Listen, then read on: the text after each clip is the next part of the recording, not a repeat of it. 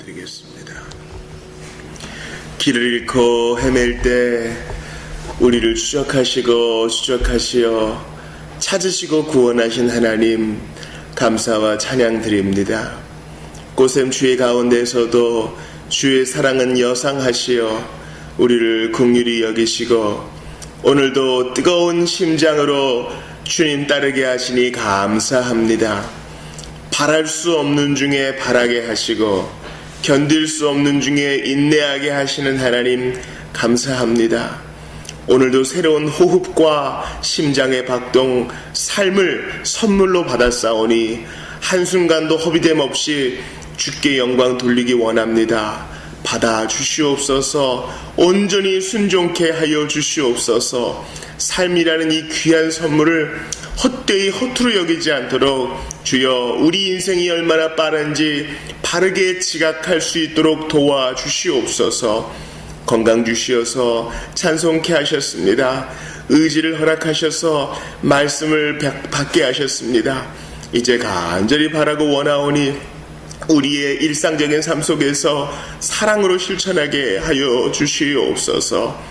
이 아침에 기도하러 왔사오니 기도하는 영혼이 귀한 것 공급받을 수 있도록 하늘문을 열어주셔서 우리 모두가 위로부터 내리는 하늘의 은사로 충만케 하여 주시되 성령을 내려주셔서 성령으로 충만케 하셔서 정말 하늘에 속한 사람으로서의 자태를 드러내기에 부족함이 없게 하여 주시옵소서.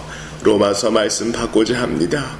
우리의 기도를 도우시되 말씀과 함께 역사하시는 성령님을 경험케 하옵소서. 예수님 이름으로 기도합니다. 아멘. 하나님 말씀 로마서 9장입니다.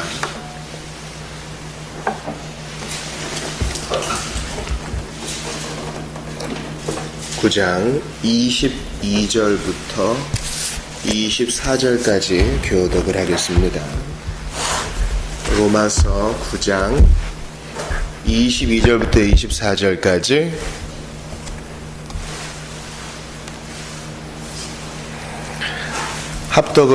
합독을 하지요. 같이 읽습니다. 시작. 만일 하나님이 그의 진노를 보이시고 그의 능력을 알게 하고자 하사 멸하기로 준비된 진노의 그릇을 오래 참으심으로 관용하시고 또한 영광 받기로 예비하신 바 긍휼의 그릇에 대하여 그 영광의 풍성함을 알게 하고자 하셨을지라도 무슨 말을 하리요. 이 그릇은 우리니 곧 유대인 중에서뿐 아니라 이방인 중에서도 부르신 자니라. 아멘. 우리는 어제 그 누구도 그 어떤 피조물도 하나님께 반문할 수 없다. 그 누구도 하나님이 어찌 이렇게 하시느냐 힐문할 수 없다 라는 것을 배웠습니다. 어제 중요한 성구는 20절이었죠. 지음을 받은 물건이 지은 자에게 어찌 나를 이같이 만들었느냐 말하겠느냐. 그렇습니다. 우리가 블럭 장난감을 만들 때에 이 블럭을 가지고는 집을 만들고 저 블럭을 가지고는 학교를 만들거나 더 작은 것들을 만들 수 있습니다. 다 목적하는 바가 있어서 만드는데 만약에 그 블럭이 입이 달려서 나를 왜 이렇게 만들었어 얘기한다면 우리는 그것을 부수어 다시 만들 것입니다. 그러므로 피조물된 사람은 창조주된 하나님께 온전히 순종할 권한이 있을 뿐이지 그분을 우리의 잣대로 판단할 권리는 조금도 없다는 데 있습니다. 우리가 21세기 대한민국에 여기에 살고 있다는 사실은 하나님의 큰 섭리의 결과입니다. 우리가 이해하지 못하는 바도 있지요. 하필 왜 이 가정에서 태어났을까? 왜 우리의 부모는 이럴까? 왜 나의 학교와 나의 지인들은 이럴까? 왜 하나님은 내게 이런 삶을 허락하셨을까? 원망이 뻗쳐오를 때마다 하나님께서는 절대 실수하지 않는다. 이 사실을 믿으면서 앞으로 전진해야 될 것입니다. 왜냐하면 마귀는 우리가 이런 생각들, 삶에 대한 원망과 삶에 대한 불평으로 가득 차서 시간을 허비하는 걸 너무 좋아해요. 구원을 취소시킬 수는 없잖아요. 그러면 아주 비참하게 천국 들어가는 자 되도록 우리를 계속 공격합니다. 그럴 때 우리가 20절 말씀을 생각해야 되겠어요. 어떻게 지음을 받은 물건이 지은 자에게 어찌 나를 이같이 만들었느냐 말할 수 없는 것처럼 피조물된 우리는 선하신 아버지가 우리의 삶을 아주 오밀조밀 인도하시고 우리의 삶을 그렇게 주장해 나가신다는 사실을 믿고 가야 하는 것입니다. 그래서 토기장이의 비유를 들지 않습니까? 자, 오늘 22절에서는요 다시 한번 수사적인, 그러니까 이 질문의 형식을 사용해서 하나님이 하시는 일에 대해서 누구도 토를 달 수 없다 이렇게 얘기합니다. 그러면서 하나님은 그 과정에서 오래 참으심을 보인다고 얘기합니다. 22절을 다시 보세요.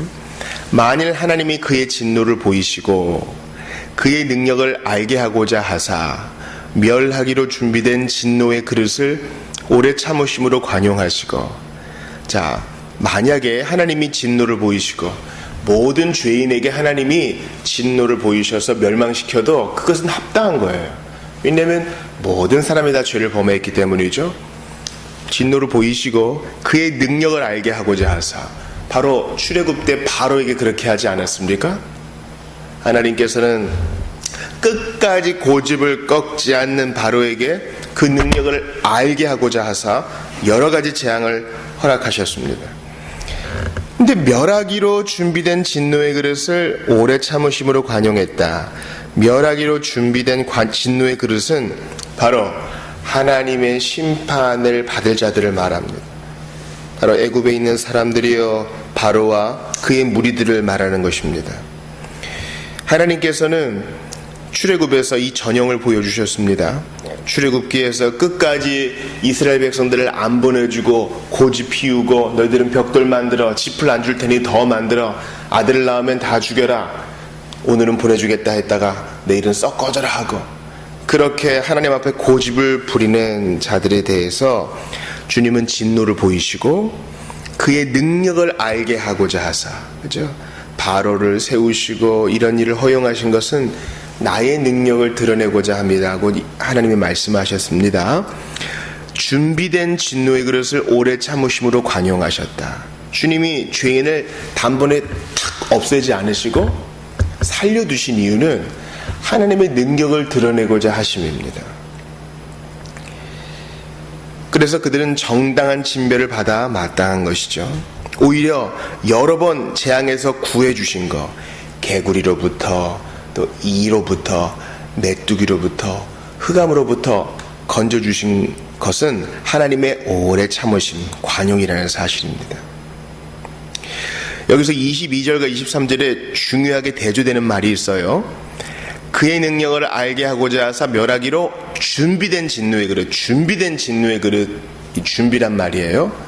23절을 보시면 또한 영광받기로 예비하신 바 긍휼의 그릇, 그러니까 진노의 그릇은 준비가 되었고 긍휼의 그릇, 불쌍히 여기는 그릇은 예비가 되었다는 말이에요. 이것을 헬라어 언어로 풀면 준비되었다는 말은 그들의 죄악의 자연스러운 결과란 겁니다. 그들이 진노받는 것은 하나님이 정해서 너를 반드시 지옥 보내고야 말 거야 이런 작정이 아니라 바로처럼 고집을 꺾지 않은 자연적 결과가 바로 준비고요.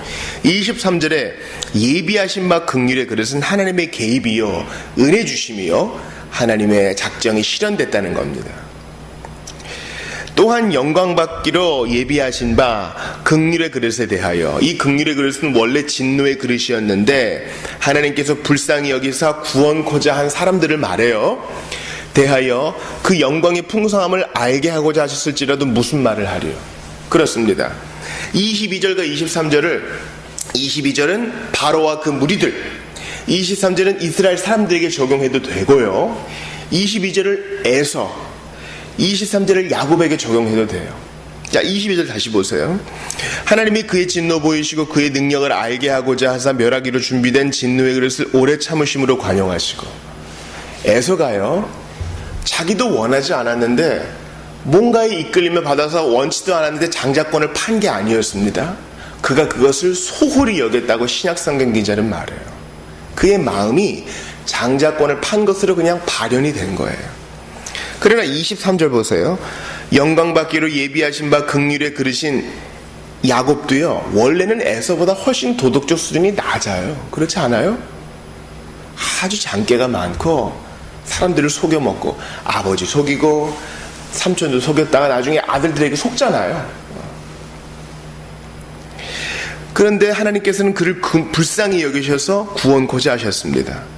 그래서 장자권을 소홀히 여긴 에서를 버리시고 주님이 야곱에게 복을 주셨다 한들 무슨 말을 하리요? 하나님은 그렇게 야곱보다 못한 우리에게도 소망 주시려 이 일을 하셨다는 것입니다. 우리는 이 일을 사울과 다윗에게도 적용할 수 있어요. 사울은 자살함으로 자신에게 임한 구원의 큰 선물들을 다 차버렸습니다. 그런데 23절 보세요. 또한 영광받기로 예비하신 바 긍휼의 그릇. 다윗을 생각해 보세요. 다윗이 사울보다 나은 게 있나요? 만일을 낳았다라고 얘기하는데 시편 51편의 배경이 되는 다윗을 생각해 보면 절대 그렇지 않아요. 다윗은 바세바를 간음한 이후에 계속 보내는 사람입니다. 그 여인을 보고 사람을 보내서 데려와라. 그리고 자기의 욕구가 충족된 다음에는 또 그 여인을 보내버립니다. 그리고 자기의 한 일을 완전 번제 만들기 위해서 우리아의 바세바의 남편 우리아를 죽이기 위해서 또 사람을 보냅니다. 요압에게 또 사람을 보내서 그 녀석을 죽여라 시킵니다. 다윗은 가만히 앉아서 보내는 사람이에요. 다 왕이니까요. 그래서 충신도 속이고 우리아도 죽게 하고 그 사이에서 태어난 아이도 죽게 되고 바세바는 큰 상처를 받게 되고 이스라엘 민족 전체가 재앙을 받게 됩니다. 그런 면에서 다윗은 사울보다 나은 사람이다 그렇게 말할 근거가 전혀 없어요. 그런데 하나님께서 영광받기로 예비하신 바 긍휼의 그릇 다윗을 불쌍히 여기셔서 그의 가문의 메시아가 나게 하시고 그를 하나님의 마음에 합한 사람이라고 인정하게 하신 것에 대해서 무슨 말을 하리요? 주께서 개입하시사 용서하셨는데 말입니다. 그러므로 우리는 하나님께서 바로를 왕으로 세우시고 그를 통해 하나님의 능력을 충만히 드러내고 하나님의 이름을 온 땅에 알리시는 것을 통해서 하나님은 회개의 여지를 계속 주시는구나, 그것을 기억해야 하는 것입니다. 24절에 이 그릇은 우리니 곧 유대인 중에서 뿐만 아니라 이방인 중에서도 부르신 자 아니라 바로 우리 같은 사람을 얘기하고 있어요. 오늘 본문의 핵심 용어는 바로 22절 후반에 있어요. 오래 참으심으로 관용하셨다. 오래 참으심으로 관용하셨다. 누구에게? 진노의 그릇과 같은 바로, 에서, 사울, 그리고 나 같은 사람을 오래 참으심으로 기다려주셨다는 데 있어요. 이게 오늘의 핵심입니다. 이러한 오래 참으심 로마서에서 일찍이 보지 않았습니까? 2장 4절에서 혹 네가 하나님의 인자하심이 너를 인도하여 회개하게 하심을 알지 못하. 이게 이제 오래 참으심의 목적이죠. 마침내 회개하게 하는 게 주의 목적인데 그의 인자하신가 용납하신가 길이 참으심이 풍성함을 멸시하느냐. 죄인의 특징이죠. 오래 참아주셔도 발로 뻥 차버리고 필요 없어요. 그러고 하나님의 선물을 똥통에 던져 버리는 것입니다. 이러한 오래 참으심에 대해서 베드로 후서에서 또 얘기하고 있습니다. 베드로 후서에서의 배경은 이래요. 예수님이 곧 오신다. 초대교인들은 마라나타 마라나타 서로 인사했거든요. 곧 오실 줄 알았어요. 이 세대가 가기 전에 온다 그랬으니까. 안 와요, 예수님이. 사람들이 막 조급해하고 믿음에서 떠나요. 그때 베드로가 이렇게 권면합니다. 주의 약속은 어떤 이들이 더디다고 생각하는 것까지 더딘 것이 아니라 오직 주께서는 너희를 대하여 오래 참으사 아무도 멸망하지 않고 다 회개하기에 이르기를 원하시느니라. 그렇죠. 이 출애굽기의 주님의 말씀과 베드로 사도의 얘기가 똑같이 일치하는 걸 알고 있어요. 하나님은 오래 참으시는 이유가 있으니 진노의 그릇에 대하여도 오래 참으심으로 관용하는 이유가 있으니 회개하라고. 그러니 하나님이 있으면 어디 있느냐? 함부로 까불면 안 돼요. 우리 어른들 표현처럼 함부로 덤비면 안 돼요. 주님이 기회 주시는 것을 발로 차버리면 안 되는 것입니다. 이렇게 오래 참으심을 경험한 사람으로서 바울은 자기의 간증을 하죠. 내가 긍휼을 입은 까닭은 예수 그리스도께서 내게 먼저 일체 오래 참으심을 보이사, 예수님이 나 같은 자, 끝까지 고집 피우고 정신 안 차리는 자를 먼저 오래 참아주셔서 후에 주를 믿어 영생 얻는 자들에게 본이 되게 하려 하셨다고 얘기해요. 그러니까 지금 로마서 9장을 얘기하는 사도가 알고 있어요. 자기가 얼마나 고집센 사람인지 알고 있어요. 이런 바울과 같은 사람은요, 이 논리로 설득이 안 되고 가슴으로 설득이 안 되면 절대 안 바뀌는 사람입니다. 근데 일단 바뀌면 무서운 거예요. 여러분, 예수를 믿었는데 희미하게 믿는 사람들이 있어요.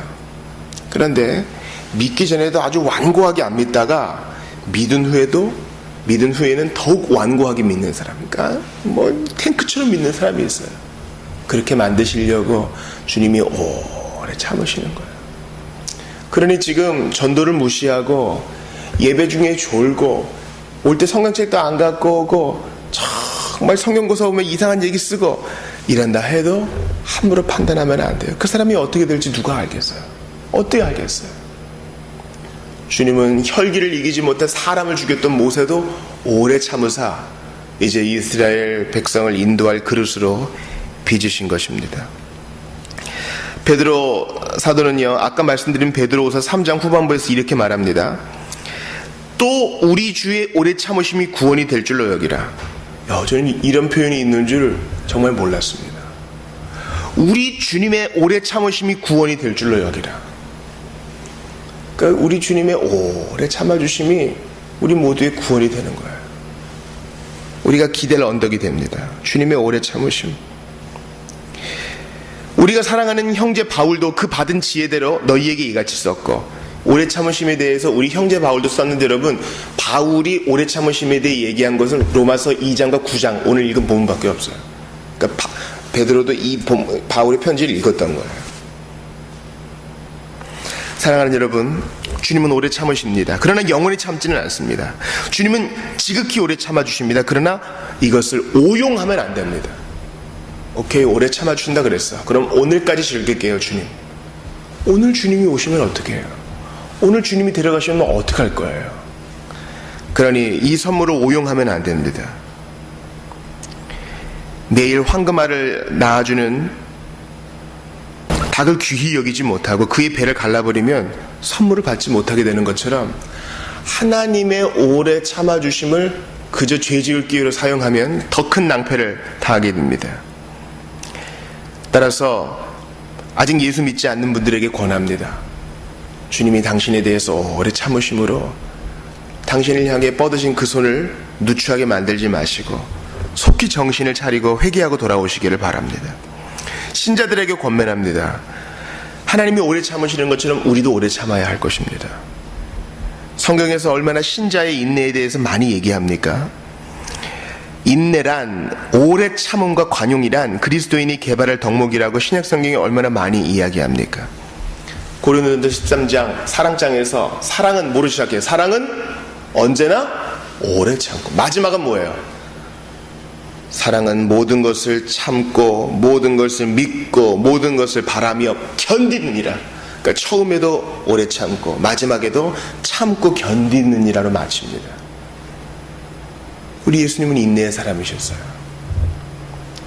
제자들이 끝까지 안 변하고 다 도망가도 사랑하사 끝까지 사랑하셨습니다. 요한복음에 자기 사람들을 사랑하사 끝까지 사랑하셨다 그래요. 이게 복음 아니겠어요? 주님의 오래 참으심을 경험한 사람답게 오늘도 나의 실패 때문에 마음 아프고 주저앉고 싶어도 주님의 오래 참아주심을 붙들고 다시 일어납시다. 고집 부리는 죄인들, 하나님이 오래 참아주심으로 인하여 찬양하고요, 그들 돌아올 수 있도록 더욱 애쓰고 기도합시다. 우리 주변에 바로와 같은 자들이 있습니까? 에서와 같은 자들이 있어요? 이스라엘의 첫 번째 왕 사울과 같은 자가 있습니까? 주님은 그들을 향하여 오래 참으사 주의 영광을 드러내시고 회개하기를 원하신다는 사실을 기억하면서 아직까지 돌아오지 못한 자를 위해서 울어주는 우리 모두가 되기를 바랍니다. 우리 이 시간 같이 기도할 때 로마서 9장 말씀, 진노의 그릇을 오래 참으심으로 관용하신 하나님을 찬송하시고요, 자신을 위해서 특별히 꽃샘추위 가운데 우리 가족들과 교우들 건강할 수 있도록 기도해 주시고, 하나님 아버지, 나의 간절한 소원, 특히 몸이 아픈 자들, 마음 상한 자들 위해서 기도해 주시고, 이 나라의 정의가 바로 설 수 있도록 선교사님들과 우리 일터에서 주님께 순종하는 모든 자들을 위해서 기도해 주시기를 바랍니다. 개인 기도하시고 돌아가시기 바랍니다.